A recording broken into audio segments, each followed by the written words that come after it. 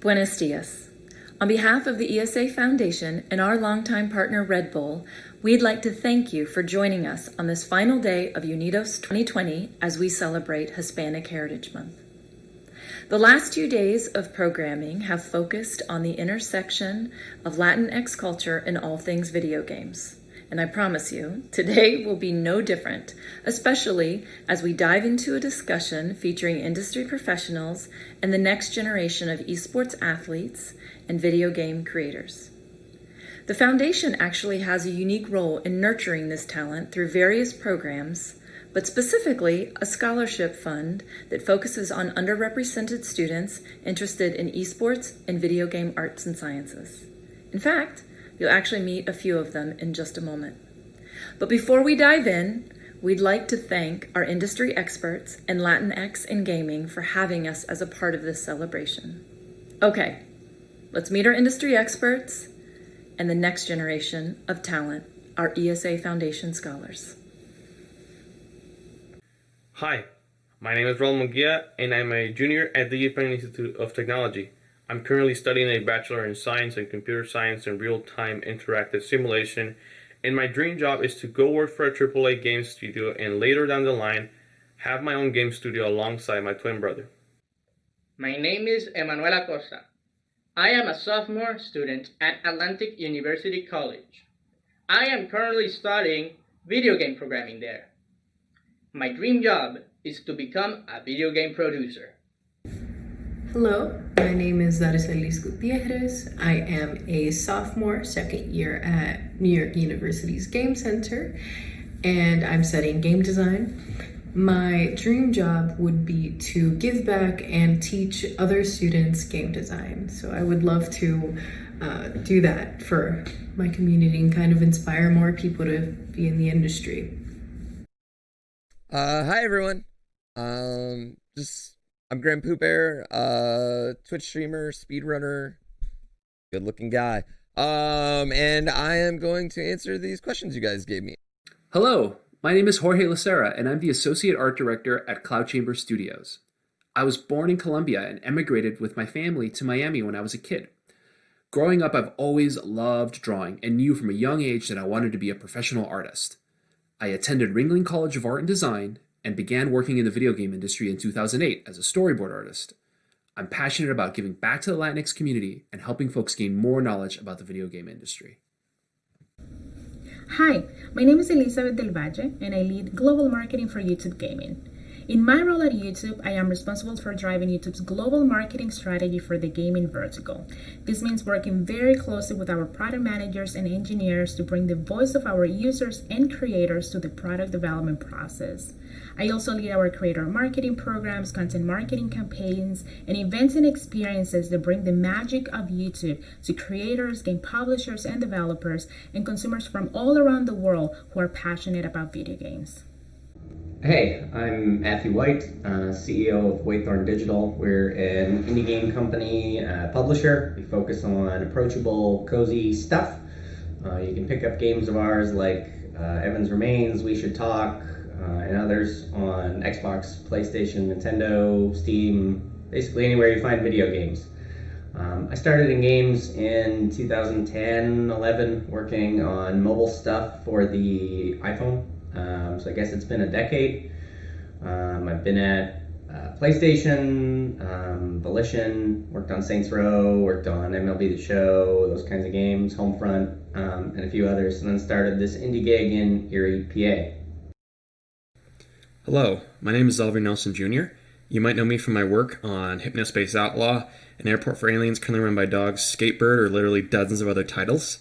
I am a narrative director in games with a deep passion, not just for narrative, but for getting games shipped, and for doing it in an industry that is increasingly sustainable and human for the people who work within it.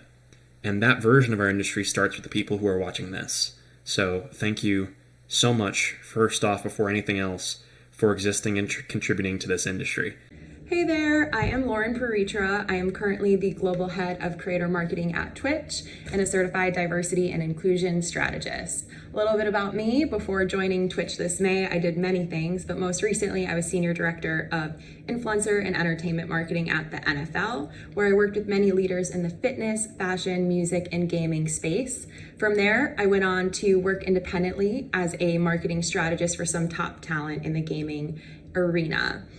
Before the NFL, I spent a decade at Red Bull and Red Bull Media House, where at the end of my tenure, I built the influencer and creator marketing program from an initiative into a scaled global network, and I ultimately oversaw it with athletes, artists, influencers, and creators under the umbrella of my team and program. My name is Ayan, and I work at the publishing team for Bad Fox Studios, and I also work as a diversity advisor for YDX Innovation. I love what I do because for me, gaming is something that I grew up with, and I'm very comfortable with it. Over the years, I never expected this to become my full-time career, but I'm really glad it did because I got to really embrace the idea that I could use gaming to build something that's much bigger than myself. Hey everybody, first and foremost, thank you so much for inviting me to this. I think this is fantastic, and this is honestly such a dope thing that you guys are doing. My name is Kirsten Timothy. I am a development tester over at Ubisoft Toronto. So I've been working at Ubisoft for the past 3 years, and as well I've been within the industry for 3 years as well. My role as a development tester is a bit of an interesting one. So I work within something we call the Object Bank, which is a collective of artists that create all the assets you see in game. That goes from props to buildings to cars, anything we make into the Object Bank. So in my role, we are in charge of making sure that these assets are used as intended, they meet metrics, and if need be, are optimized. So essentially, it's an artist role, but within the QC structure. When did you decide to join the game industry, and why? I decided to join the game industry because I was a literal child, and I read that games journalists get video games for free. Nothing sounded better in the world than getting games for free, so I pretended to be an adult, and I got review copies for a crappy WordPress blog to review games, and that was how I got my start. I didn't know a lot about the working conditions of games or the actual practical matters of making this a career, being a consistent creator within this space. But early on, one thing I am very thankful for is I had the perspective of wanting to find what would keep me in this industry across a lifetime. Now we'll just get my foot in the door, but what did I actually love about being here? What did I actually want to do in the time that I spend here? I started out as a games journalist, thinking I wanted to write about games. Then I learned and grew a bit, and I realized I wanted to write for games, and I did that, and I still do that, just like I still do journalism. But along that path, I realized how many pieces of a game can come together to tell a narrative, so I transitioned into narrative design, which I still do, and did. And then I realized I didn't care about touching every piece of a game, even if it came to telling a story. What I cared about was shipping. I just really want to get the game finished so that we can end our mutual torment and move on to a new, better, more wonderful torment. Just an unending series of torments. Get them through there. The way you do that is by shipping projects. So I multi-classed into production and biz dev, and eventually now being a creative director and narrative director. I still have all these skills I picked up along the way, but I'm really at home where I am now, looking at the ways through which every aspect of a game's design can be brought together to make and ship a game in a sustainable and quality-first manner. Both of those things coexisting. I wanted to find what would keep me in the industry for the next 10, 20 years. And for the first time, I feel like I have. And that never would have started if I hadn't learned that games journalists got games for free, pretended to be an adult to get said free games, and had a priority early on to find what would keep me going in the medium that I love. How important is it to have a working game or demo when applying for jobs as a developer? Honestly and truly, it really depends on what job you're looking for. If you're looking to be a game designer or an animator or things within that job family, It could be good to have one, but for example, if you're looking to be an artist, you don't necessarily need to have a working game per se, more so have the assets that you need for the game, right? You could have your characters, your level that's drawn up or made in Unreal or 3D Studio Max or whatever program you use. Having that, super important. But for to having a working game or a demo, it all depends on your job family. So this varies wildly by the type of career you're looking for. If you're looking for, a QA job, an art job, a writing job, obviously building a working game isn't necessarily mandatory. In that case, you'd want to demonstrate your skills. I think the most important thing across the board is to make sure you have something put together in a meaningful way that demonstrates whatever skill it is you're going to be doing. So if you're an artist, this might be a demo reel or an art portfolio that demonstrates a breadth and depth of capabilities that you have as an artist. If you're a engineer, in this case, it might be more important to demonstrate some portfolio work, like actual engineering coding work. So this might be a game or a demo. To be clear though, nobody at a major or minor corporation expects you to be able to do everything. So having a game that you've worked on with other people is one thing, and demonstrating that you've worked together and that you have this nice game, that's certainly helpful, because then we know you've played with games before, or you kind of know how they're built. Game jam games are a great way to demonstrate that you've been able to work succinctly in a deadline, and that's a great way to show off that you have a breadth of talents. But it's really important to just focus on the skill set that you're trying to bring to the table. Again, if this is art, it's more important to have an animation or demo reel. If it's if it's engineering, then we're going to look for more programming work. If it's going to be writing, we'd want to see a portfolio of written works, ideally interactive ones. So I think the game or demo is not necessarily so important, but a portfolio of things that demonstrate what it is you can do, that's tremendously important. When I worked at Volition, I did some usability and user research, as well as some data science. And those things obviously are really hard to portfolio, right? So it was more showing work I'd done on other games and kind of studies and things that I was able to glean from work in other games.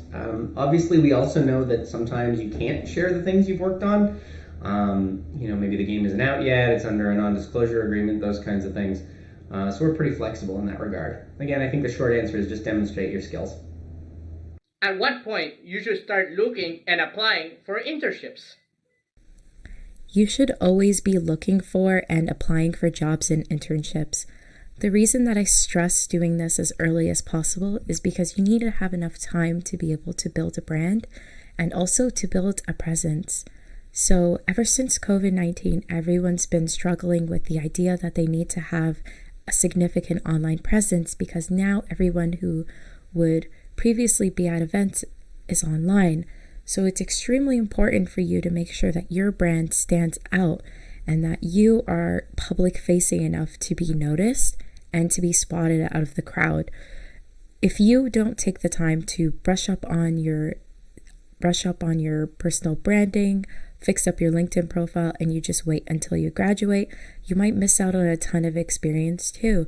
Because if you were able to land more interviews, then that's even more experience doing interviews, because public speaking and interviewing can be really nerve-wracking. But if you continue to get experience doing it, that's valuable practice. So it'll make you a better interviewer and a stronger candidate for other positions in the future too, because you just have to keep applying. Maybe you won't always get the job, and that's okay. As long as you just put your full effort forward and you continue to try, then you might end up getting it. First, I want to acknowledge that everyone's situation is unique and different.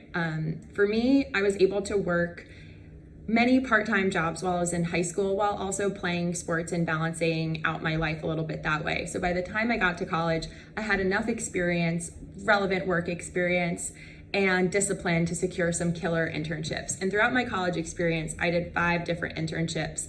And looking back, I stayed with or returned to many of those brands where I had my start. So it was a really rewarding and full circle experience for me.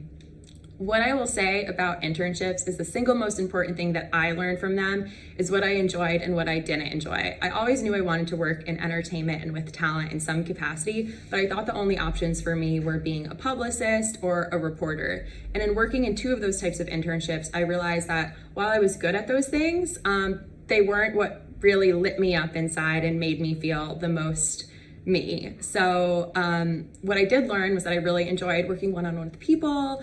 I really loved telling stories, and I really loved coaching others and coming up with big, crazy, wild ideas.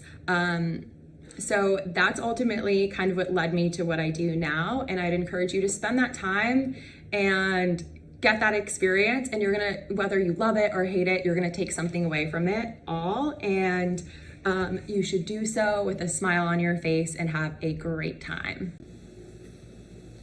One of the things I love about the discussion that we're having right now is, and really quite frankly, the whole format and forum of this community coming together, is that when you look at Latinx students under 18 who are playing video games and the number of households that have consoles, it's not keeping pace with the number of students that are graduating from universities. Over the last 5 years, colleges and universities have definitely welcomed a more diverse set of degree candidates, but still only 16% of those seeking video game arts and science degrees are Latinx students. And while that number is definitely not where we want it to be or where it should be keeping pace much closer to the playing population. It also represents a really great opportunity to focus on, and having discussions like this today, having role models, having experts, and having a forum where this next generation of talent can ask questions and share, and we all can learn together. How important is it to participate in game jams? The primary lesson of a game jam is to ship a project, first off, but also to figure out how to scope a project so that you can ship it within the time, budget, and resources you're given. That's an incredibly valuable lesson, but it's also one you can pick up in any of your own projects if you make that a priority of the project. Limit yourself to only working on a few weekends in a month on a game. And then once those weekends are up, release whatever you have. Or challenge yourself over the course of, say, a single day to make something interesting, or to make something that you can eventually use as a tool to build something else interesting. As long as you're getting those same core lessons, you can never participate in a game jam. The important part of participating in game jam is community and picking up the lessons of economy and shippability. We just got to ship it, so we got to move forward. Game jams are great for that, and if that is your primary way of learning it, that's great. And if it isn't, then it's just fine to not treat that as a rite of passage either. The journey is your own, so good luck with whichever one you choose. Can I transition being from an indie developer to working in a AAA studio? Great question, Emmanuel, and the answer is yes. I know a lot of developers who have transitioned from indie games to AAA and back. Creating your own indie game is a great opportunity to learn while doing. A lot of the skills you will learn, particularly regarding collaboration, will be directly applicable to any AAA project. The answer to that is 1,000,000% yes. So there's always been a stigma that indie developers can't get into AAA. But the real thing is, if you put forth the effort and you have the portfolio, you have the references, you have the skill set to do it, you can do it. And it kind of ties into networking with the proper people, as well as showing your worth. Because if you're going into it thinking that, oh, I'm indie, I'm not going to be able to do AAA, their standards are too high, then you're not going to get it. But if you go in saying, like, you know what, like, I think my work is good. I've seen portfolios and resumes and CVs of people who are AAA, and my stuff is as good as theirs, if not better, then you're putting yourself in the proper mindset to succeed in this goal. So the short answer is yes. Just make sure that your stuff is A1 and you're good to go. What does an entry-level job typically look like at a AAA game studio? Good question, Roland. The answer to this is very discipline specific. From my point of view as an art director, an entry level or junior level role on my team will typically involve working with other artists on the team on tasks that are divided up based on the production schedule. Typically, a junior artist will be asked to compile reference and develop art to support the team as a whole. A junior on my team will be asked to take on a variety of challenges that include anything from designing a statue to helping us gather research for an upcoming area of development. A willingness to try new things and take up unexpected tasks is a great attitude to have for anyone starting out in an entry-level position for a AAA studio. Do you believe there's value in working your way up, such as working as community management or as a QA tester? I believe that there's value in working your way up through community management or as a QA tester because I actually started off in community management. So through learning how to manage something like my esports club or working as our campus ambassador, I was able to transfer over some really valuable skills into what I do now in publishing, which is working with communities. So learning how your product can benefit those communities and how you can help them grow and scale to the best of their capabilities.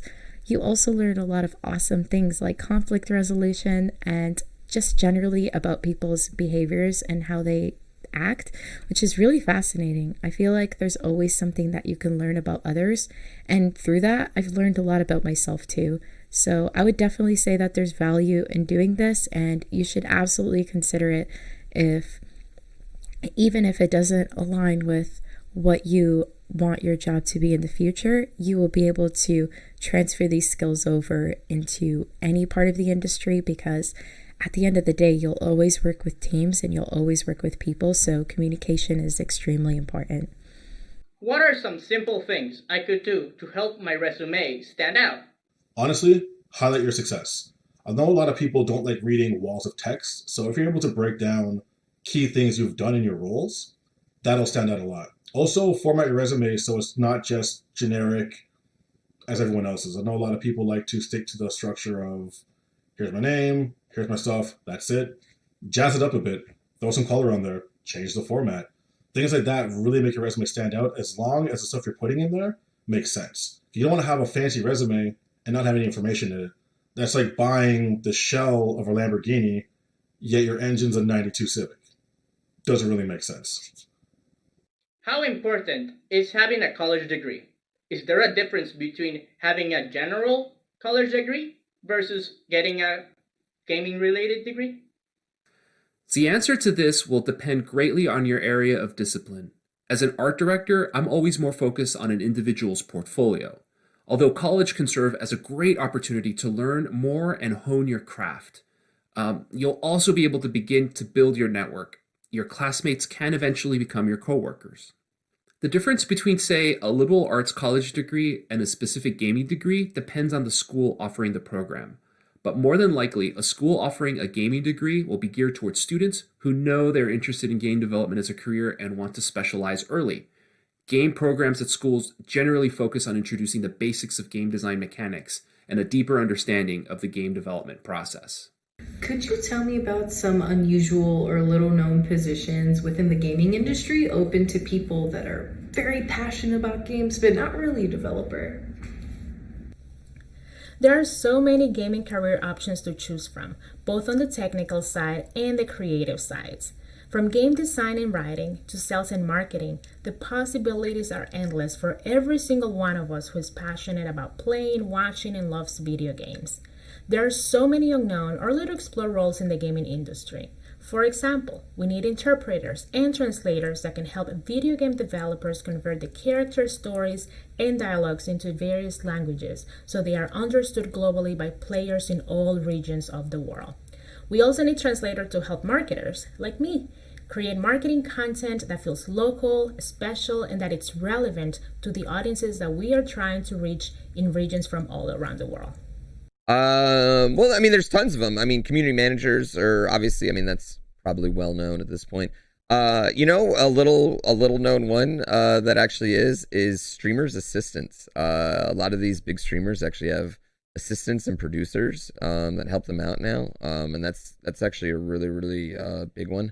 There's also things like being a writer. I mean, in video games right now, they need all sorts of talent outside of developers. You can be a writer, you can be a storyboarder, you can do concept art, you can, I mean, there's just, you can work in marketing on it, you can work in sales on it. There's so many different aspects to gaming now outside of developing, and even that. I mean, I'd say like there's so many games that are made by people who aren't traditional developers anymore because you have access to game maker tools, and there's things like Retro Game Maker, RPG Maker out there where people are making full-fledged games, and even tools like like Unity are getting a lot easier for your common Joe like you and me to use. So there's tons of expertise needed all over the gaming industry. So just because you're not a developer, don't feel like that the industry's blocked off to you at all in any way, honestly. So we tend to think of everybody on the entire team as a developer. Even if you're HR or the janitor or the accountant or whatever, we try to be really inclusive and say that, without those folks, we wouldn't have games, right? Because it's true. If there wasn't somebody cooking at the PlayStation campus, if there wasn't, someone administrating HR and payroll, you are a game developer in that sense. But I take your point. Traditionally, we focus on like art, engineering, writing, audio, these things that are asset development. So that's stuff that actually goes into a game. But if you think about a publisher like us, most of us aren't what you would think of as like a developer. We're not artists, we're not engineers, we're not, putting stuff into game all day. What we do every day is like marketing and sales and export and translation, localization, compliance, quality assurance, research, analytics, storefronts, graphic design, press releases, interviews, conferences, community management, social media, convention management, trade show presence. There's a lot. There's a lot in games that isn't just those three traditional roles. And I feel like one of those sort of failings of games education right now is we really hardcore focus on those three mainline development roles, but really there's so many others. I mean, if you're business minded, there's certainly business development opportunities, and this is what I do every day. If you're a clever marketer, there's a myriad marketing opportunities. If you're a salesperson, there's a million opportunities for you to do that kind of thing. If you can speak multiple languages, there's localization opportunities. Certainly, if you have a very, very high-end eye for detail, as well as the ability to work diligently and be sort of a self-starter. I mean, quality assurance is a totally valid career path that, goes from first entry QA agent all the way up to managing a whole team of people. And tons of people in games have made their entire career in that space. So I think there's lots of opportunities open for you. Everything from the 90 things I just listed, plus more that I've missed, usability, accounting, finance, payroll, administration, all of that. So there's a place for you, always, depending on what your specialty is. What's the best way to find resources such as scholarships, support programs, or internships for my game? The best way to develop access to help you on your journey is through networking, getting involved with groups and forming relationships as early as you can. Genuine connections will lead to opportunities, so don't be afraid to ask people for help. But also, be willing to help them in return. Find groups with common interests. These connections will lead you to where you need to go. Good luck! How important is it to network with peers and other up-and-coming developers and indie developers? It's extremely important, and I stress very, very important to network with your peers and also other up-and-coming developers or indie developers. The reason that I stress this is because as somebody who works in publishing, our clients could be indie games or they could be AAAs. So it's really important for you to meet as many people as you possibly can and treat them all with the appropriate respect that they all earn and deserve. And it's really important for you to consider these relationships through collaborative efforts too, because you never know who you're going to end up working with or who might be picking you up as a potential employer. So just make sure that you are able to build these organic relationships as early as you can and try to get as much value out of it for both sides and see how you can learn about what people want to do in the space and what you want to do yourself too. The industry is really small, word gets around, so it's really important for you to be kind and treat others in a positive way. And it's also good to be humble because you should always be in a position to learn from others and also know that there's a lot that other people can learn from you too. So don't ever sell yourself short. It's incredibly important, but rather than networking, I would suggest contributing to the people around you. It is very easy to run into a room and chase business cards. What is far more beneficial is having a really productive conversation. A conversation about creativity, about art, about who you are and who you want to be, if that's what the other person wants to talk about. If both of y'all want to talk about your favorite mains in Overwatch, that's just fine too.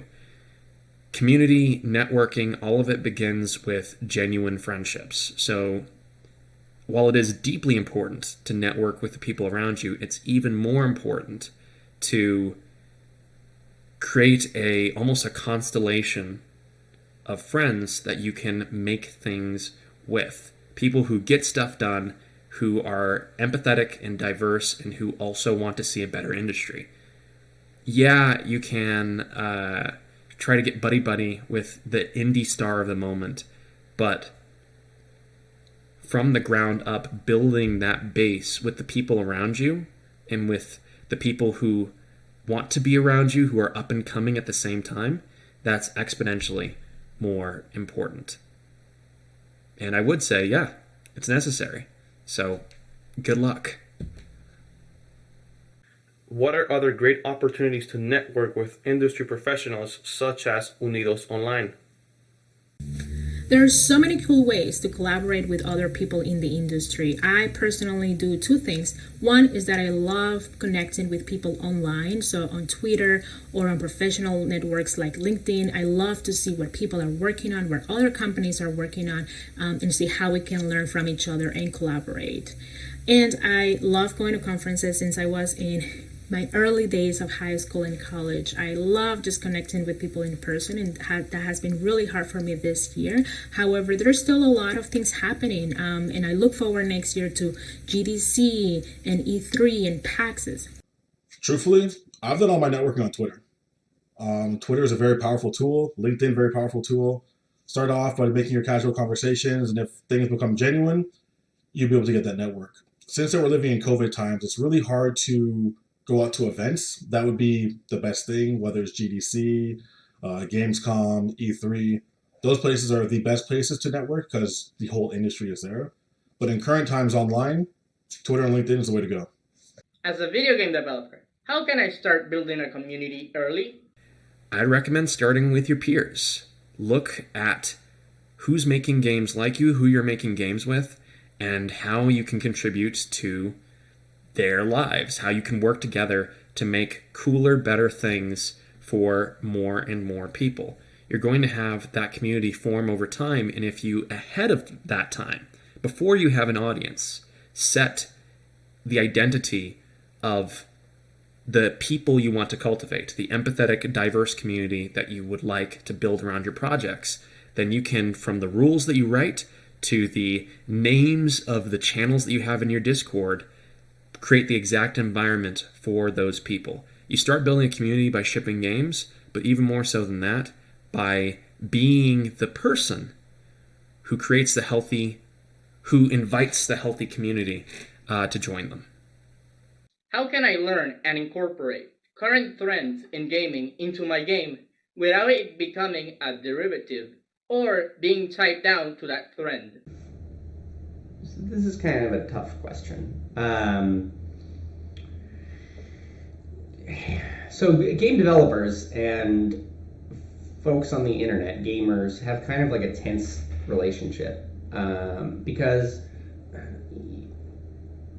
not everything that's made has to be a wildly innovative, completely never seen before product.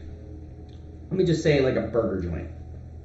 If you're in a town that doesn't have a great burger joint and you want to open a burger joint so that people will come and buy burgers, chances are you're going to buy things like beef and buns and cheese and relish and burger ingredients. You might innovate a little and be like, this is one that uses Gruyere instead of cheddar. But if you just say, hey, this is a burger joint and you sell ramen noodles, nobody's going to think of that as a burger joint anymore. There's no need to just be innovative for the sake of innovative.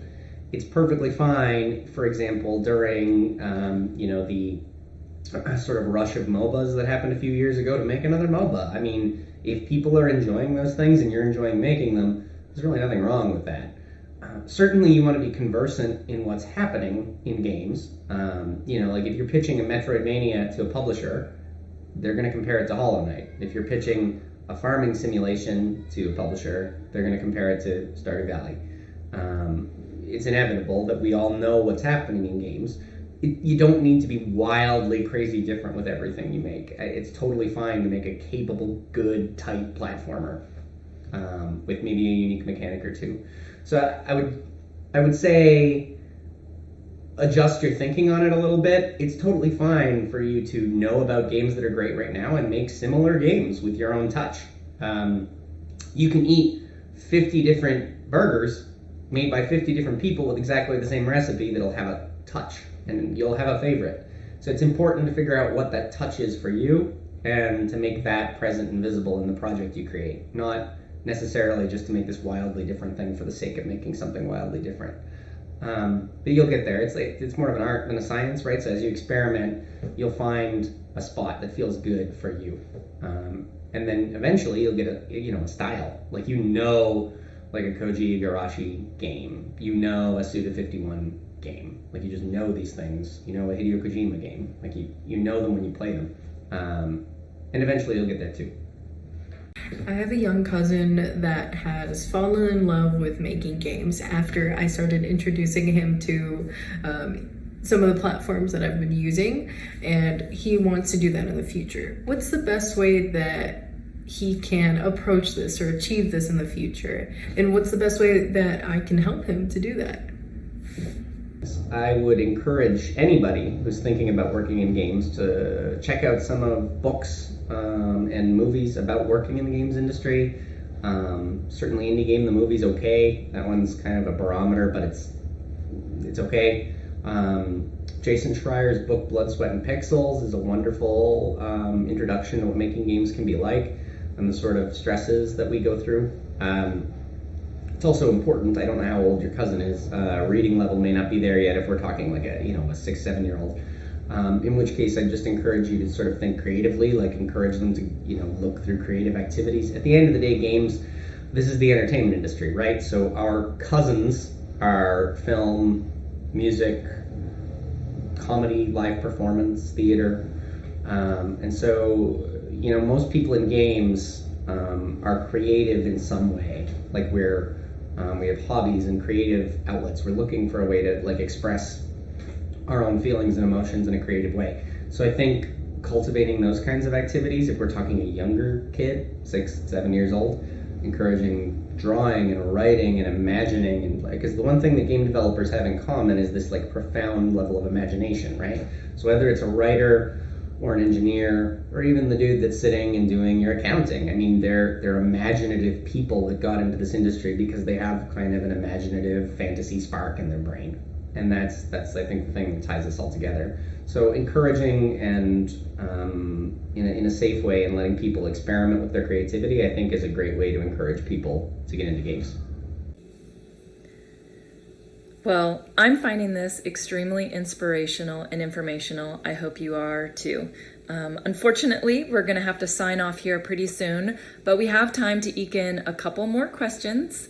Hopefully your questions have already been answered, but if you have a super burning question, please feel free to email us at esafinfo@theesa.com, and we'll do our best to try to get that answered for you. All right, a couple more questions. What is the best way for me to grow my network of professional gamers, streamers, and esports athletes? Okay, number one is be nice and add value. Consider your relationships your currency. Find ways to connect with people in the industry and get to know them, support these people, and be a person that brings and adds value to their life. Whether it be through offering introductions, attending their events, supporting their initiatives and streams, and passing along opportunities their way. And I always say regular ongoing communication is the key to unlocking good ideas and opportunities. So please, please, please don't only reach out to people when you need something. Another don't is please don't DM top talent. They get an overwhelming amount of messages, so it's best to keep it concise and send them an email with some info on how you are going to be able to support. There should always be something in it for them, and their preferred email is generally always listed in their contact info on social channels. Bonus points if you get walked to the table. What I mean by that is these professionals run in a really tight circle. So if you think about your own network and look for connections you might have to agents, interns, managers, moderators, and streamers themselves, you can always ask for introductions if you have something to offer. It will really increase your chances of getting a response and also add some credibility. If you want to include this is a little bonus one, but your outreach should always be super tight and concise, and it should contain 4 main points. Number 1, you should have a compelling, punchy email subject line. So make it clear what you're reaching out for and what you're offering. For example, the subject line could be something like bilingual Spanish-English speaking student mod here to help, or production support from an experienced UCLA student streamer. In the email, you should say something personalized that demonstrates that you are truly and authentically a fan and that you've been listening. A compliment or a congratulations, something in your own style that demonstrates that you've been here on this journey with them and that you're paying attention and being sincere. You should also quickly state who you are, and most importantly, why you're reaching out and what's in it for them. The what's in it for them, maybe they mentioned something on stream that they need editing support for social videos, that they have a need for a local photographer or a bilingual mod. For streamers, they're like us, they have a finite amount of hours in the day, and always consider a golden rule that you shouldn't reach out asking for something unless you also have something to offer. For example, hey, I noticed on stream, you mentioned that your mod is going back to school and you're in need of additional support.